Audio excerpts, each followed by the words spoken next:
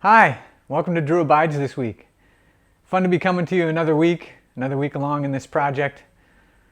The record, Mississippi Life, coming ever closer to fruition, believe me. I'm standing in a wood shop, a work studio of a friend of mine. And this is his studio, and we have our own studio, an actual sound studio. It's not ours, but it's where we create our songs, our music, and our art. And come along with us this week and you'll be able to watch a little behind the scenes of us recording the last song for the record, an acoustic song of mine called Waiting Right Here, with some friends along for the ride. Enjoy.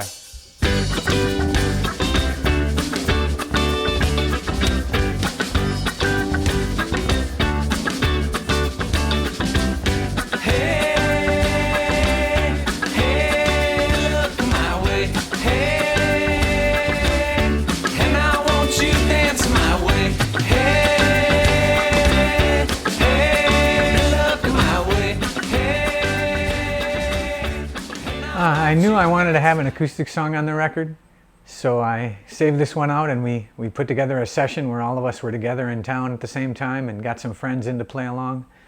And we decamped to Actual Sound Studios for a Saturday afternoon recording session, and it turned out beautifully, so wonderfully warm, and it's just a gorgeous song. I'm so pleased with the way it turned out. I had it in my head, something of what you're going to hear, and it came out even better than I expected. I'm so pleased with the outcome. Who did you get to sit in? I wanted particular instrumentation, and since Kyle has picked up a mandolin in the last year, he could play mandolin, so we wanted to have an acoustic bent on it. So Dave, who's a fantastic guitarist, played guitar, acoustic guitar. Matt was on keys as usual, and Guido was on bass, but the guests we had in were Jessie McDonald, a great fiddle player from La Crosse. I wanted to have a fiddle on there, and so we got her mournful playing. It's beautifully accented.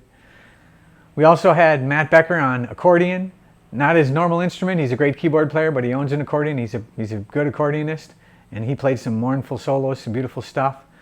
Then we had John Spider LeCain. Fun to get him in there. He's on percussion. Nice to ask him to play. He's been around the area for many years. He's the oldest one of the group in this session, but we all had a good time doing it and enjoyed each other's camaraderie. The way we recorded this was Mike's idea, and I agreed with it from the start, loved the idea. The old-fashioned way that they used to do in like Sun Studios with the $1 Million Quartet, Elvis and Carl Perkins and those guys. They'd get together in a circle with their instruments and hammer it out in one take live. And that's what we did. We sat in a circle. Mike had us set up with all the equipment. Mike did a brilliant engineering job, as he always does. And we just faced each other and looked at each other as we were singing and playing and got the emotion of the moment, and everybody could see what each other was doing and listen carefully to what each other was doing, and nailed it beautifully. And we got several good takes. We'll pick one of them that's going to make it on the record, and I know it's going to be a song that you love. I wrote this song about 15 years ago. It was hard to write and it was easy to write.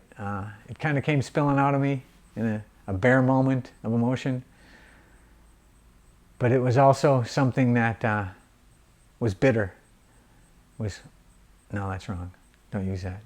It's also something that was sad, to be honest with you, because it was the falling apart of a life, if you will. And you can judge for it when you hear the lyrics.